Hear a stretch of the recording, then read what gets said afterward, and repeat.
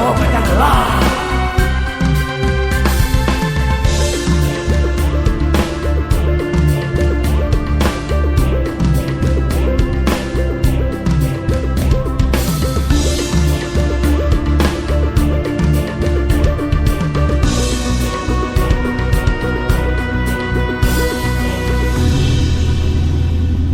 tebarkan jiwa ia dimanapun berada.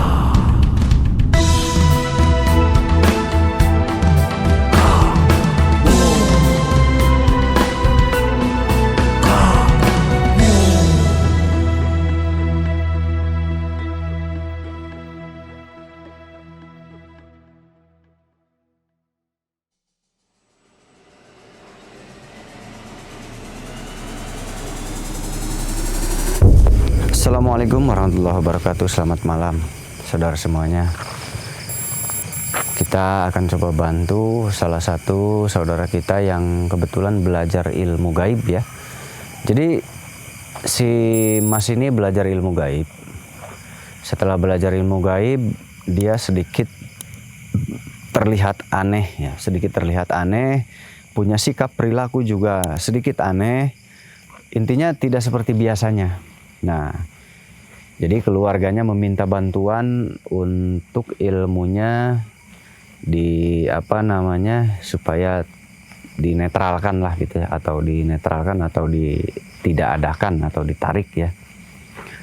Nah, tetapi memusnahkan ilmu itu nggak mudah. Ada banyak proses yang harus kita lalui. Jadi seperti apa cara memusnahkan ilmu gaib seseorang? Kita lihat nanti. Yang pasti tidak semuanya akan masuk video ini, tetapi akan saya usahakan supaya Anda mendapatkan ya pengetahuan seperti apa orang yang belajar ilmu lalu terjadi kesalahan. Nah, sehingga akhirnya orang ini pernah mengalami depresi parah atau sakit jiwa, sampai mengalami sakit jiwa, dan sekarang sudah sembuh, sudah jadi paranormal. Kalau sekarang ya sudah jadi paranormal, tetapi masih ada perilaku yang tidak normal, paranormal yang tidak normal gitu. Masih banyak perilaku yang istilahnya ya berarti belum normal gitu, berarti belum normal, masih sedikit ada gangguan dalam kejiwaannya berarti. Nah, begitulah, makanya saat belajar ilmu gaib Anda harus hati-hati, karena efeknya adalah sakit jiwa atau kejiwaan, itu efeknya. Selain kematian adalah sakit jiwa, itu efek menjadi paranormal, jadi nggak mudah.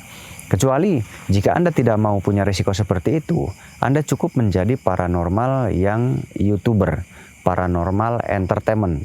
Jika Anda menjadi paranormal entertainment, maka Anda tidak perlu melakukan ritual-ritual dan tidak akan mengalami resiko tadi. Jadi resiko-resiko seperti itu tidak akan terjadi pada diri Anda.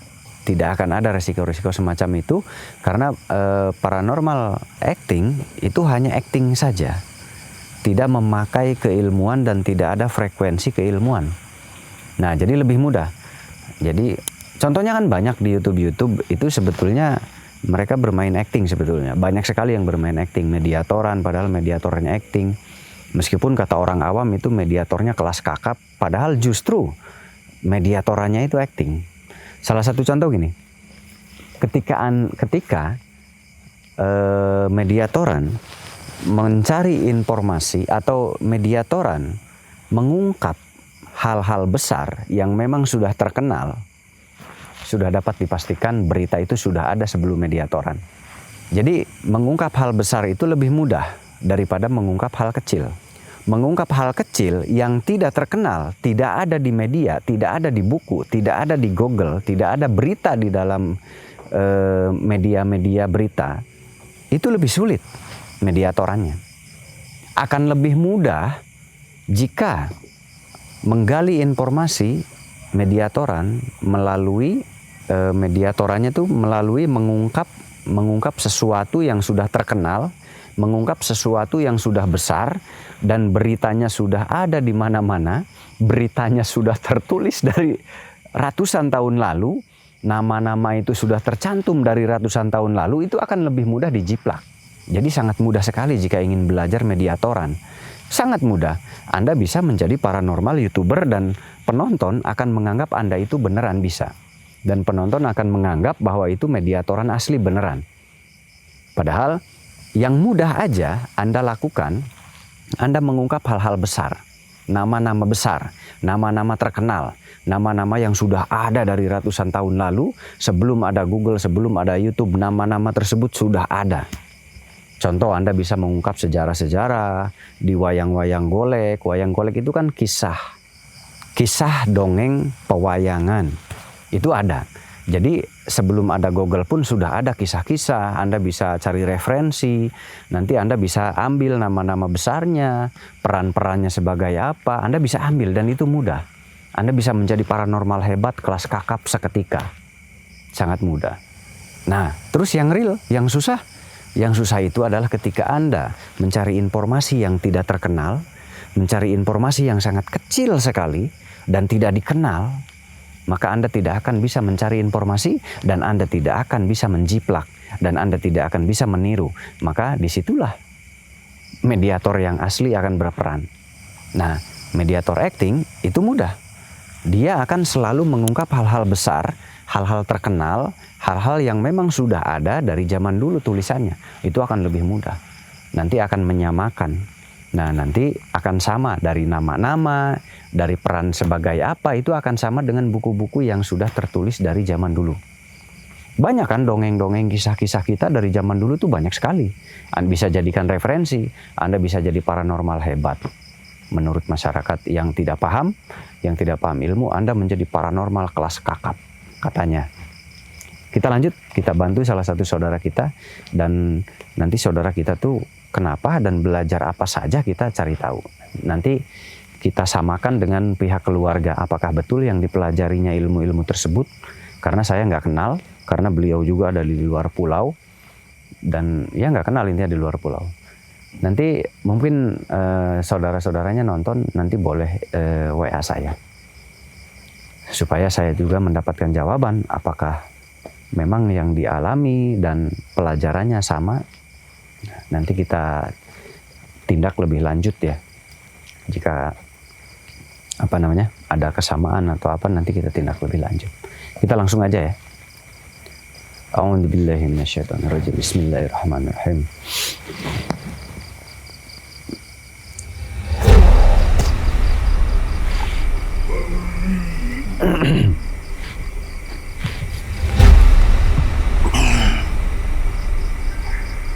Ini masuk 2 ya.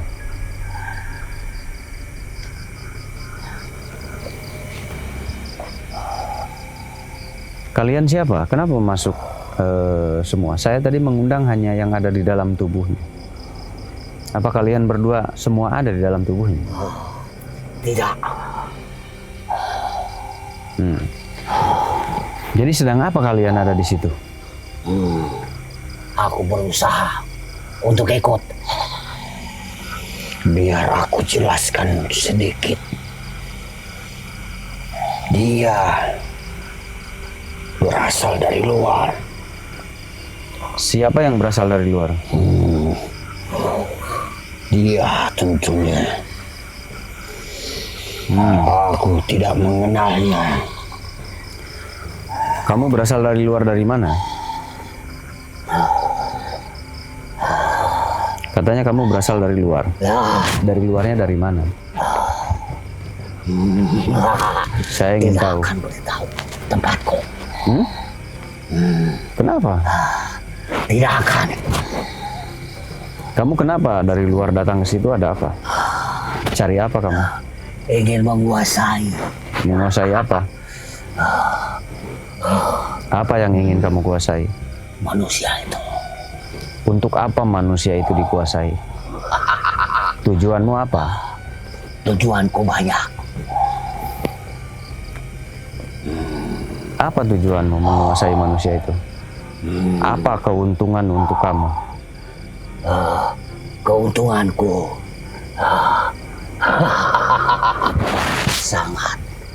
sangat beruntung bila aku bisa menguasai. Sangat beruntung. Ya. Beruntung bagai apa? Seperti apa beruntungnya? Apa yang kamu dapat? Agar manusia itu bisa bersikap angkuh dan sombong. Itulah keinginanku.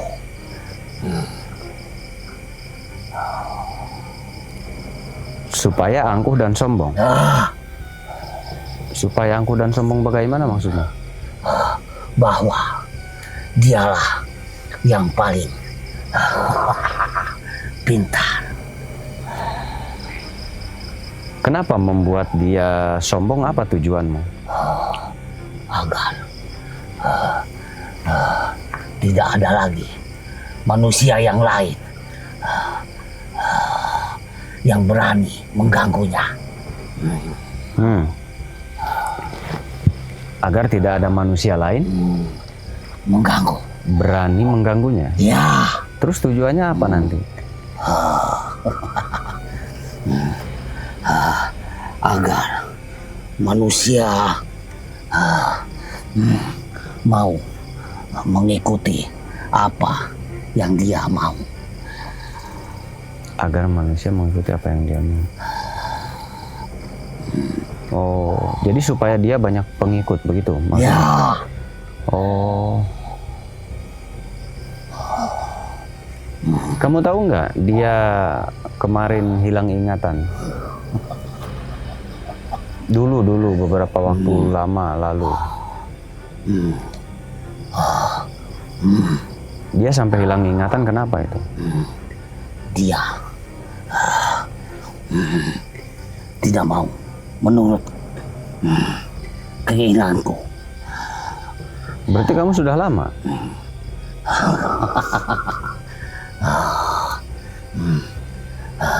Sudah, tapi belum sepenuhnya aku menguasai. Terus kamu melakukan apa saja terhadap dia?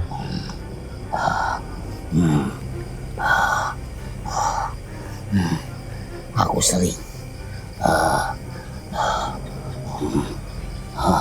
mengganggu dia supaya mau melakukan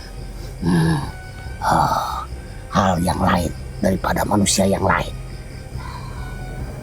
Contohnya melakukan apa contohnya?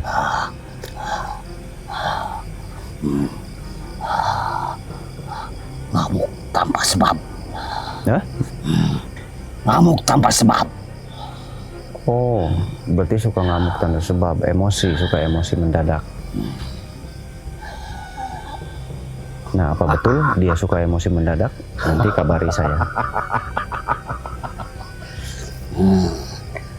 Terus apa lagi yang kamu buat terhadap dia selain ngamuk tanpa sebab?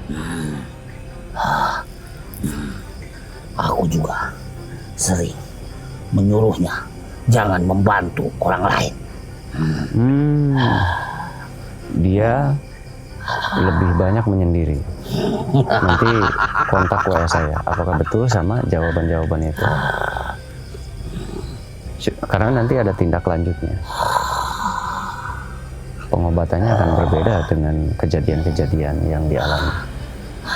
Jadi dia dibuat menyendiri oleh kamu. Ya, Terus dia kenapa dibuat menjauh, tidak mau membantu orang?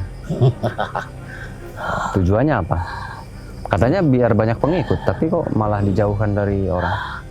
tapi bukan pengikut dari bangsa manusia. Terus apa lagi yang kamu lakukan terhadap dia? Banyak, tapi aku sering gagal. Memang apa yang membuat kamu gagal waktu itu? Kamu mau buat apa dia? Mau diapakan dia? Ingin menguasai sepenuhnya. Oh. Hal-hal apa lagi yang kamu lakukan terhadap dia? Sehingga dia mungkin melakukan apa? Dulu dia sering membantu setiap manusia. Oh, jadi dulu dia suka membantu, biasa bermasyarakat katanya dulu. Ya, terus? Aku pun mengikutinya. Jadi kamu tahu kalau dia suka membantu orang, membantu saudara-saudaranya. Terus dibuat kamu nggak mau bantu orang. Terus apa lagi? Sikap perilaku apa lagi yang kamu timbulkan terhadap dia?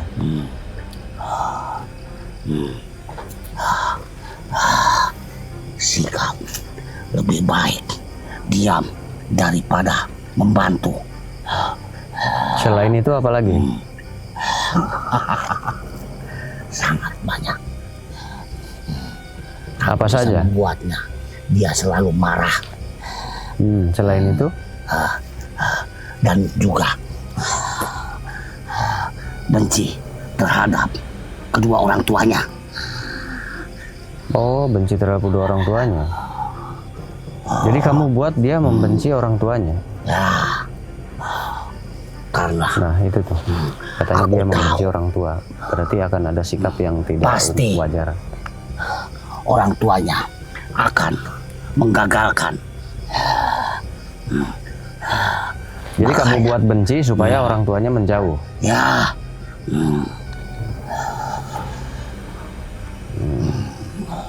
Nah, apakah ada tindakan seperti itu terhadap orang tuanya? Terus?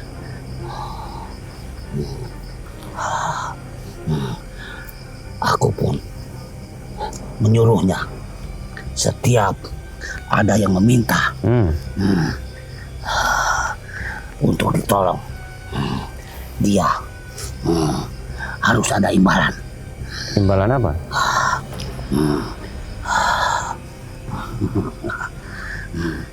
Berupa bayaran. Terus? Jangan Bayaran pakai apa? Dengan cara apa? Jangan mau dibayar dengan semampunya, tapi harus dibayar dengan jumlah yang sangat tinggi. Terus pakai apa aja?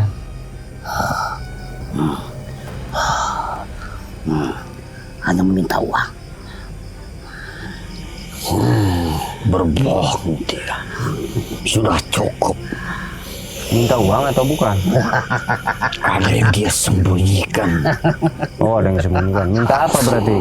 Berarti bukan minta uang, ada yang disembunyikan. Kamu tidak usah ikut campur. Aku tidak mencampuri. Uang itu apa artinya? Tapi Meminta uang yang sangat tinggi. Apa itu artinya? itu adalah perkataan yang harus dipelajari lagi. Jadi dia meminta apa sebetulnya? Yang dia rahasiakan itu? Uang dalam arti bahasa dia itu sebagai hidup. Jangan kamu katakan. Karena manusia hidup tidak luput daripada uang. Oh, Jadi maksud dia kehidupan. antara lain, uang yang tinggi itu adalah kehidupan yang memintanya. Oh, pantesan pernah hilang ingatan orang itu. Nanti pasiennya diapakan itu? Kamu jangan percaya. Saya percaya karena Aku dia hanya mengalami hilang mendapatkan. ingatan dulu. Menurut keluarganya memang mengalami hilang ingatan. Berarti kehidupannya terganggu. Tapi pasiennya diminta uang, berarti diminta apa pasiennya nanti? Apa menjadi jaminan kah dia hidupnya? Tentu Katakan saja. itu. Oh, Jangan. bahaya kalau gitu. Jadi pasien pun disesatkan oleh dia. Itulah bahayanya ilmu-ilmu yang didapat tanpa guru. Sebetulnya biar aku jelaskan, tapi sudah cukup bagimu. Kenapa kamu bisa berbeda dengan dia? Dia datang dengan sendirinya. Aku sudah lama ingin menjelaskan ini, tapi sebentar akan kuurus terlebih dahulu dia. Memang kamu bermusuhan dengan dia? Kamu Oh, selalu menggagalkan urusanku. berarti ini hodam liar disebutnya ya. Ini hodam liar.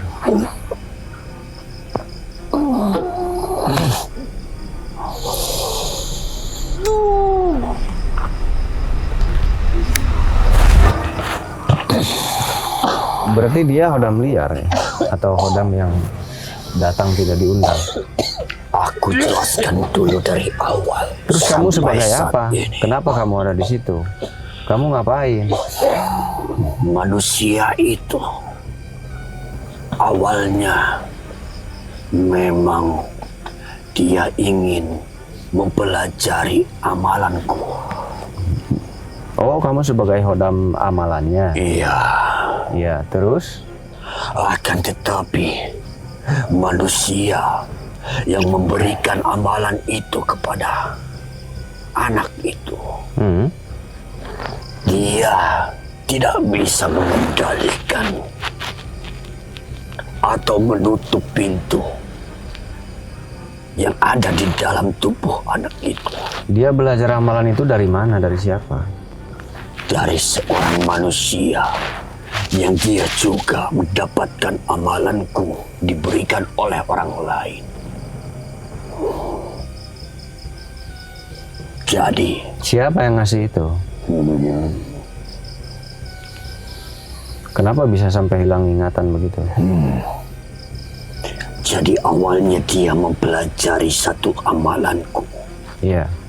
yang diberikan oleh manusia yang dia sendiri sebetulnya atau sejatinya dia tidak mengetahui. Oh, jadi yang akan memberinya ada bukan ahlinya. amalan dia. Jadi yang memberinya bukan ahlinya. Mungkin dari Dia teman asal ke teman. memberikan amalanku kepada manusia atau anak itu. Tapi itu pemiliknya kamu ikutin atau enggak? Tentu saja setiap ada Apa pemiliknya berhasil menguasai atau tidak? tidak. Oh, pemiliknya pun Dia enggak menguasai. diberikan dari manusia yang lain juga. Iya, saya paham.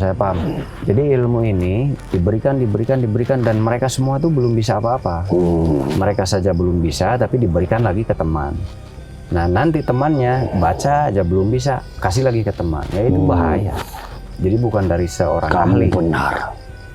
Iya, saya paham itu. Karena itu banyak Memang terjadi. amalanku atau ilmuku sejatinya untuk bisa membantu. Iya. Akan tetapi manusia yang memberikan amalanku tidak bisa mengendalikan atau memberi pakaran kepada anak itu. Sehingga yang terjadi sebelum aku masuk ke dalam dirinya, yang tadilah yang mendahuluinya. Dia adalah pelakunya. Iya, hodam liar disebutnya. Itu. Karena tidak ada yang membentengi anak itu. Tidak ada yang bisa membantu menghentikan mereka-mereka yang dari luar. Jadi sebelum aku bisa memasuki, mereka sudah menguasai semuanya. Iya. Sehingga aku tidak bisa memasuki yang mengamalkan amalanku itu. Iya, itu hodam liar namanya. Hodam liar itu memang mengganggu mental, bahaya. Dan akibatnya itu terjadi kepada anak itu. Iya. Berbagai macam kejadian-kejadian, berbagai macam itu pun terjadi, termasuk salah satunya kepada ingatannya itu. Karena mereka dari bangsa luar atau yang berasal dari kebun-kebun sekitar atau dari sungai-sungai sekitar, mereka mencoba menguasai semua pikirannya termasuk raganya. Iya, hodam liar itu memang datang ketika ilmu itu tidak dikuasai oleh pemiliknya. Memang amalanku itu untuk membantu sesama manusia.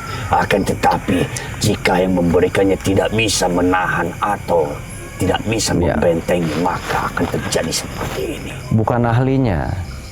Jadi hanya orang asal punya, kasih lagi ke orang itu nggak boleh, bahaya. Karena sanad keilmuannya tidak ada tali sambungan. Jika tidak segera dihentikan, energinya tidak tersambung kepada guru-guru ke atasnya. Karena maka tidak dikuasai. akan sangat fatal akibatnya. Anak itu bukan hanya kehilangan ingatan sementara, akan tetapi dia bisa hilang ingatan selamanya. Karena Tapi orang ini sekarang ya nggak terlalu parah sih, sekarang normal, nyambung. Memang Cuman perilakunya si bapak ini sekarang agak aneh. aku bilang anak karena umur manusia jauh di bawahku. Jadi aku anggap semua manusia itu Iya, sebagai saya anak. paham saya. Jadi kamu udah lama sekali mengikuti dia ya, dari muda sekali. Dari semenjak dia membacakan amalan itu. Jadi dari muda, dari umur. Tapi puluhan sampai saat ini aku belum bisa memasuki. Sehingga aku tidak bisa mengendalikan siapapun yang berada di dalam tubuhnya itu. Oh begitu.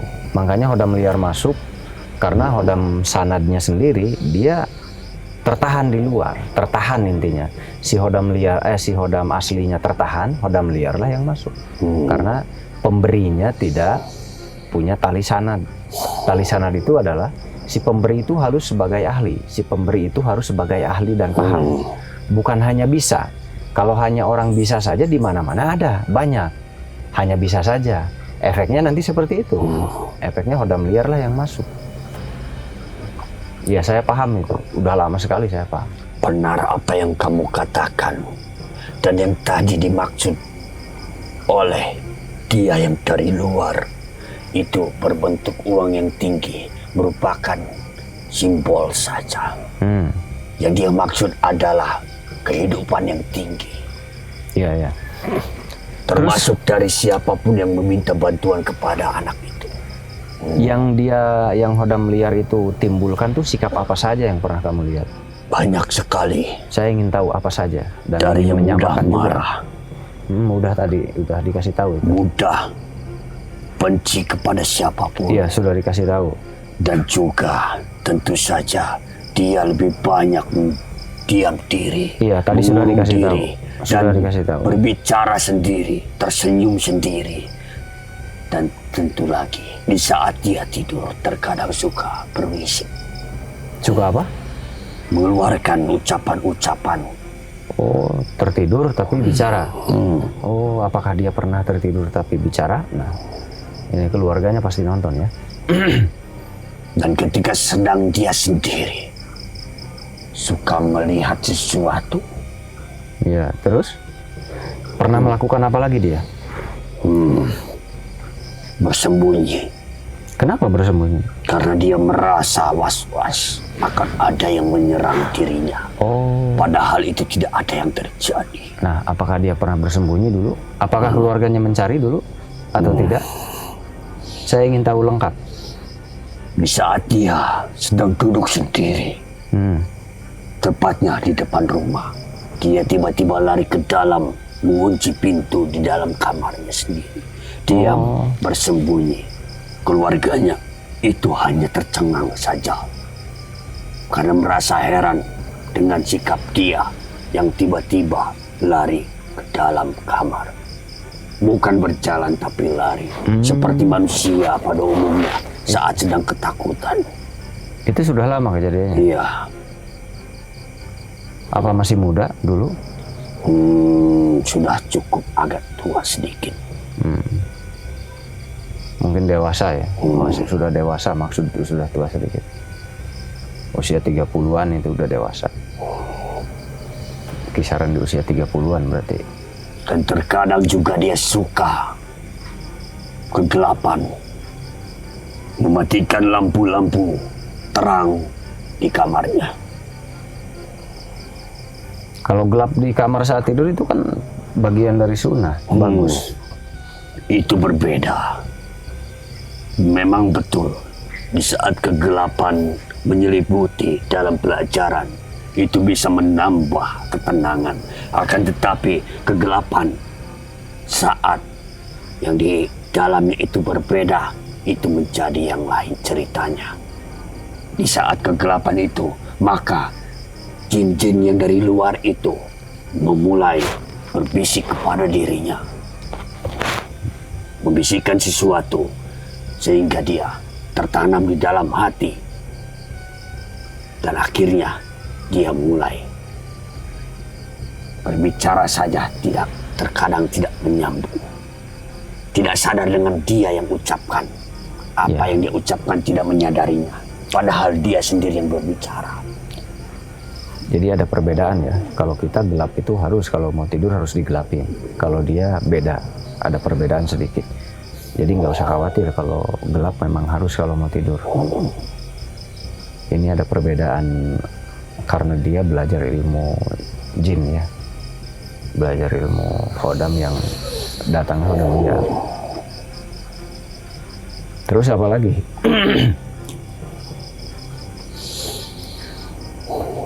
yang dia paling, lakukan dulu.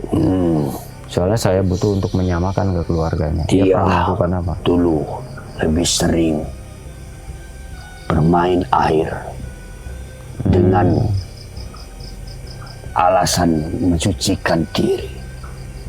Entah itu mandi atau seperti ini.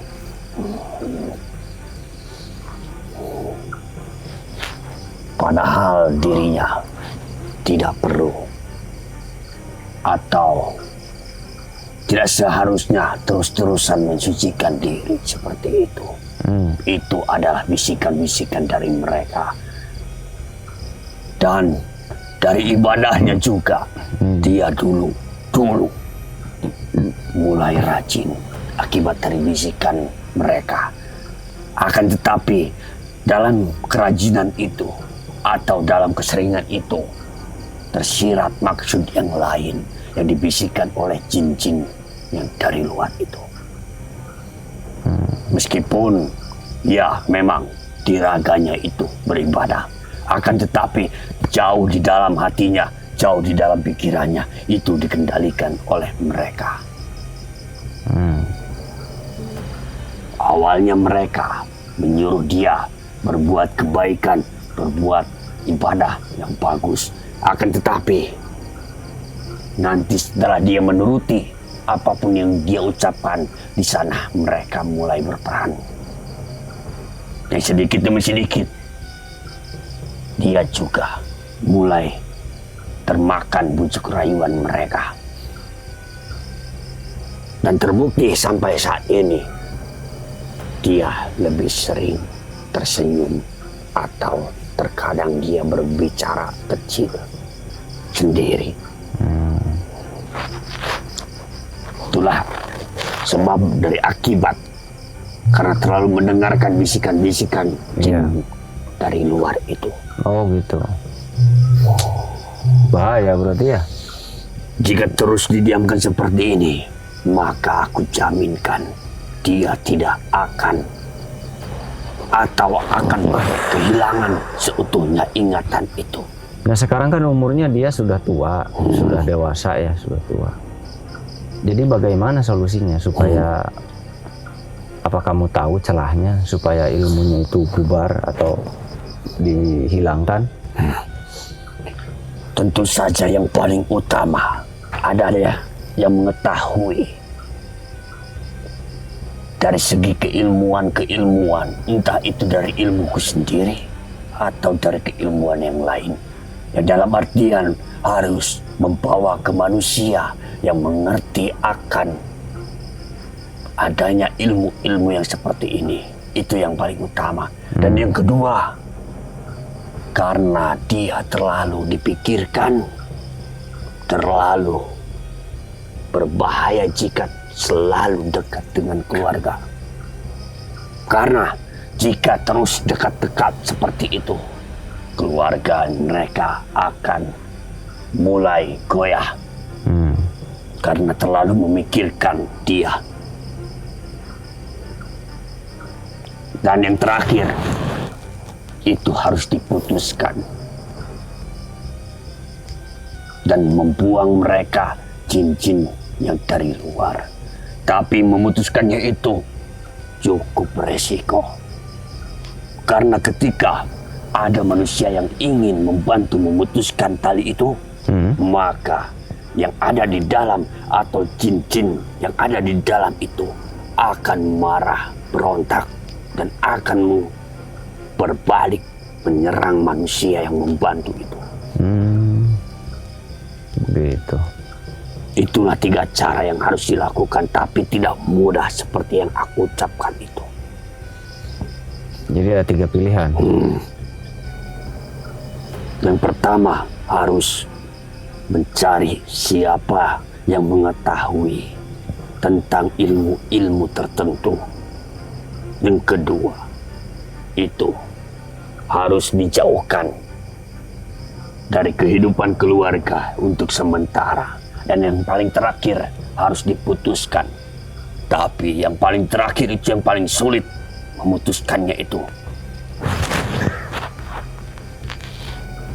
Ya, boleh dibilang sulit karena memang jaraknya cukup jauh dari saya, dari sini. Ya, saya akan berusaha nanti, mudah-mudahan bisa. Mudah-mudahan bisa kita bantu ya. Aku sendiri tidak bisa membantu dirinya karena aku terhalang oleh mereka. Iya. Andai saja aku bisa memasukinya lebih dulu, andai saja manusia yang memberikan amalanku itu mengetahui, aku mungkin sudah berada di dalam dan tidak akan terjadi seperti ini. Dulu memang dia mempunyai niat untuk belajar itu, untuk bisa membantu manusia dan juga tentu saja untuk menjaga dirinya. Akan tetapi dia salah melangkah sehingga dia datang ke tempat yang memiliki amalanku tapi dia tidak bisa mengendalikannya. Ya, ya. Aduh, cukup berat ya. Jika kamu ingin membantu, tetap berhati-hati, waspada, karena mereka pasti akan mengincarmu. Dan itu mungkin nyawa taruhan bagimu. Karena mereka tidak akan pernah berhenti bagi siapapun yang membantu ketenangan mereka yang berada di dalam tubuh itu. Mereka banyak atau berkelompok aja sih? Sedikit? Sebetulnya mereka itu ada 5, tapi saling bergantian masuk keluar. Ketika ada yang satu masuk, maka yang lain keluar. Iya, berkelompok Maka yang terjadi di kehidupan dia, di kehidupan manusia, itu sifatnya sering bergonta-ganti. Karena siapapun yang masuk, itu sifatnya akan berganti. Oh. Berbeda-beda. Jadi Tergantung siapa yang masuknya. Jadi setiap jin 5 itu berarti 5 sikap. Jadi kalau ganti jin sikapnya akan berubah. Ganti lagi jin itu ada yang sikapnya berubah. Jin membuat dia selalu marah. Ada jin yang selalu dia terkadang berbicara sendiri. Ada jin yang juga dia mengurung diri. Oh. Jadi 5 jin. Dan ada jin yang selalu membuat dia merasa ketakutan. Itu berbeda-beda. Tergantung siapa yang memasuki tubuhnya itu. Ada 5 jin yang mengganggu dan jin itu mempunyai sifat masing-masing. Dan itu tertular ke manusia yang itu. Yang belajarnya ya. Aduh, kasihan sekali. Kalau begitu, terima kasih banyak informasinya, Ki. Aku juga ucapkan terima kasih. Karena aku sudah lama ingin menyampaikan ini. Memang amalanku yang dia bacakan, akan tetapi itu semua bukan dari ulahku. Karena Aki sendiri tertahan. Aku Ya, hanya ingin menyampaikan ini supaya tidak terjadi kesalahpahaman terhadapku. Karena aku tidak pernah menyakiti manusia. Bahkan aku dituntut untuk membantu manusia bagi siapapun yang membaca amalanku. Iya. Akan tetapi jika salah manusia menggunakan amalanku, maka akan terjadi seperti ini. Iya. Jadi tolonglah bantu aku untuk mengembalikan nama baikku. Saya akan coba. Mudah-mudahan bisa. Aku ucapkan banyak-banyak terima kasih kepada. Sama-sama, Ki. Terima kasih banyak. Jika seperti itu, maka aku akan pamit terlebih dahulu. Iya, Mangga. Bisa Aki pulang. Saya coba bantu jelaskan ya, bahwasannya kita dalam belajar ilmu, kenapa harus ada guru? Karena guru ini yang akan mengarahkan kita. Mana yang boleh, mana yang tidak boleh. Kapan dimulai, kapan berhenti, kapan stop, kapan ganti, dan kapan jangan ganti, itu sang guru lah yang paham. Ketika tidak ada guru, ya banyak yang terkena gangguan mental, gangguan jiwa ya, seperti itu. Jadi khodam yang tidak terkait, khodam yang memang tidak ada pada jalur. Yang disebut jalur itu begini, seorang guru itu mempunyai energi sendiri. Seorang guru itu mempunyai energi. Dari mana energi itu? Energi itu tertular dari gurunya yang sama-sama punya energi. Sudah terbentuk atau boleh dibilang ahlinya, masternya. Dan si master ini, si ahli ini, dia mempunyai murid. Maka muridnya akan tertular energinya. Maka muridnya akan tertular kekuatannya. Jadi hodamnya pun tersambung, rapih. Karena sama-sama hodam yang berkualitas, yang berenergi. Nanti si guru ini punya murid lagi. Nah, nanti si hodam yang berenergi ini, si hodam yang resmi ini nyambung lagi, turun lagi.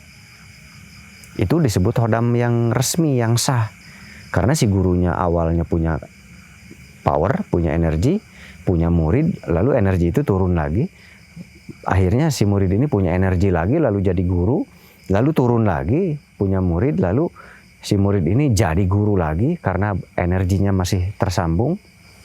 Lalu nanti punya lagi murid, jadi lagi seorang guru. Lalu seperti itu terus seperti itu terus, energi itu terus saling berkaitan. Terus disebutnya adalah sanad keilmuan.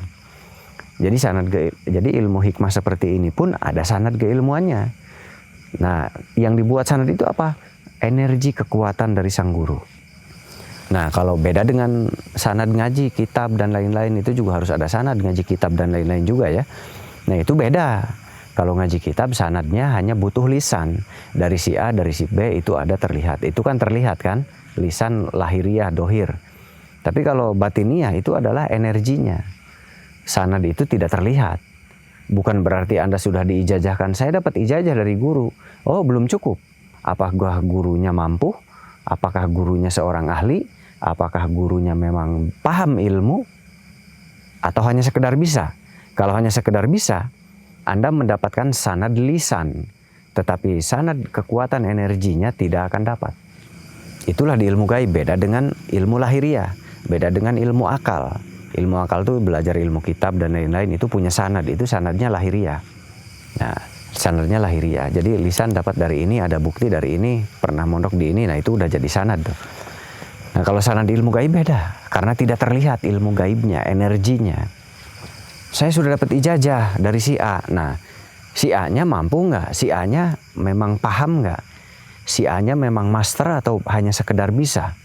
Kalau hanya sekedar bisa, nah itu dikhawatirkan energinya tidak tersambung. Nanti yang mengisi energinya adalah khodam liar. Paham ya? Paham gak nih maksudnya? Mudah-mudahan paham ya. Jadi kalau ilmu gaib itu bukan hanya sekedar sanad ijazah. Saya sudah ijazah dari si A. Kalau si A-nya ini hanya sekedar bisa saja lalu memberikan ilmu, berarti tanpa energi, tanpa kekuatan, hanya sekedar memberikan bacaan. Hanya sekedar memberikan ijazah bacaan. Padahal dia tidak paham keilmuan. Berarti ilmu itu kosong. Nah, nanti yang mengisi siapa? Khodam liar yang mengisi. Lah itulah ada yang stres, sakit jiwa dan lain-lain. Begitu. Paham ya? Jadi ketika berguru, cari dulu guru yang memang paham ilmu gaib dan bisa membedarkan, berarti paham. Kalau bisa membedarkan, bisa membedah, berarti dia paham ilmu gaib. Nah, itu jadikan guru tuh. Saran saya jadikan guru tuh yang seperti itu. Karena nanti dia paham tata cara mengajar. Kalau dia sudah paham tata cara mengajar, tidak sembrono, sesuai dengan dosis dan bisa mengatur dosis, itulah guru yang sebetulnya. Ciri-cirinya ya mudah, dia sangat paham tentang ilmu gaib, ciri-cirinya. Jadi bukan mulut, tapi betul-betul paham dan itu nyata, asli. Nah, kalau sakit tipes dibilang kesambet, itu bukan guru supranatural namanya. Itu guru sulap namanya. Sakit tipes, tapi dibilangnya kesambet jin. Nah, itu bukan guru namanya. Itu gugur. Itu bukan guru, tapi gugur. Jadi penyakit itu banyak faktor, ada medis, ada non medis. Jadi belum tentu manusia mengalami sakit non medis semua. Banyak juga penyakit medis. Kenapa? Karena Allah menciptakan apa? Allah menciptakan bakteri, Allah menciptakan virus itu untuk apa? Untuk menyakiti manusia. Supaya apa? Supaya dunia ini seimbang. Ada manusia sakit, ada manusia sembuh. Ada yang terlahir, ada yang meninggal. Itu semua sudah dibuat oleh Allah sistem. Ada yang meninggal, ada yang lahir. Ada yang sakit, ada yang sembuh. Nah kalau tidak ada virus, tidak ada bakteri, maka nggak ada manusia sakit. Begitu intinya, ada sesuatu yang akan merusak tubuh, lalu nanti jadi penyakit. Nah itu sudah keseimbangan alam. Jadi Allah sudah buat itu. Begitu ya. Nah jadi intinya dalam belajar hati-hati, waspada. Tapi jangan berhenti belajar. Jika Allah menghendaki, apapun bisa terjadi. Jika mau datang ke sini Senin sampai Jumat jam 8 pagi sudah di sini. Alamat saya ada di deskripsi, nomor HP juga ada di deskripsi. Terima kasih.